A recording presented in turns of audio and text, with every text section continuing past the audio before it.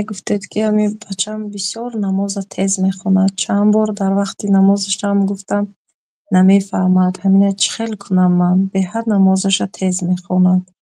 بله، اون نمازهایی که تیز میخونن و در اینترنت های هم فراوردگی هستن، همیشه نوارهای اون نماز نیست. پیامبر صلی الله علیه و سلم میگه ارجع فصلی فانک لم تصلی، رو نماز خوان که تو نماز نخوندی.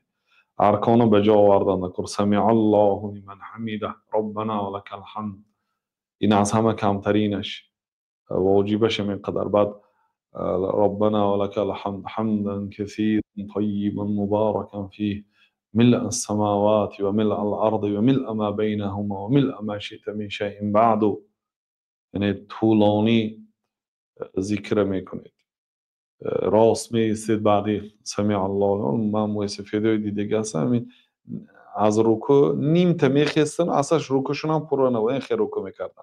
یعنی میان بکری پر میان باید انا میخیل شود، سر و پشت و تخت پشت راست شود. این از نگاهی ورزش هم فایده دارد. وقتی که طولانی همین خیل میستید با بسیار به ستون مهره برای اعضاها گردن بسیار فایده داره. انا همین خیل راست میستید.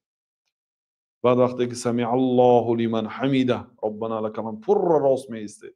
اونا چون میکنن رکوعشون هم انا همین خیل میان خم سر خم میان بلندی و با انا میخوام میخیزن کمکتر با میرن سجده. یعنی نه رکوع درست، نه از رکوع خیستن درست، نه سجده درست. این کارا نادرست است. از نمازش آدم بهره نمیگیرد.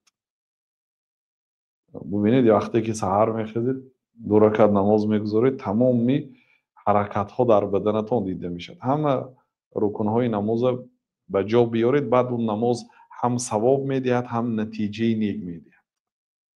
بنابراین بله یادرس کنید اون کسانی که تیز نماز میخوانند و نماز میخواند هوشش در کین کجا، یکی میبیند که نماز تمام شده است، این آگاه کردن در کار، خاطر رسان کردن در کار که برای نماز، برای همین هم شریعت اگر طهارتش تنگ باشد گفت که سراسیمه نشه. اول طهارت کن، طهارتت نو کن، طهارتت شکن، سبک شو، طهارت کن، سراسیمه نشو. نماز بایم دویده نبیا.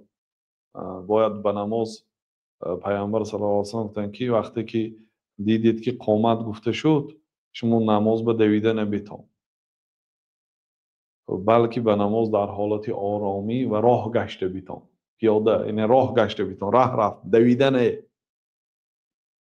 فما فاتکم فما ادرکتم فصلوا، اون رکعتایی که دریافت کردید خوانید، اون در رکعتایی که از دست دادید و پر کنید ثانی بعد سلام امام. لیکن نماز یحکم رکعت دریافت کنم گفته دویده نبیایید. گفته آداب المشی الی الصلاه، آداب راهگردی به نماز، آرامی، وقار. صحابه مثال آوردیم دیروز، از دری مسجد در اومد رکوع دریافت کنم گفته دویده رفت و تا صفه دوید، از دری مسجد تا صفه دویده رفت و بعد رکوع دریافت کرد. بعد پیامبر صلی الله علیه و سلم زادک الله حرصا فلا تعود، الله تعالی حریصی تو رو به نماز زیاد کنه دیگه این کارتا رو نکن. در داخل مسجد ندو، در بیرون هم به نماز دویده آمدن ممکن نه.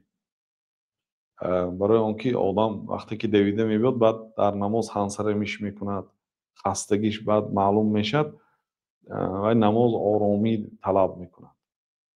بنابراین بگذار از جماعت ماند هم طهارتاش را از نو کرده آرام و قلبی خشوع و خضوع با ترس با حسیات کامل نماز خواند. بله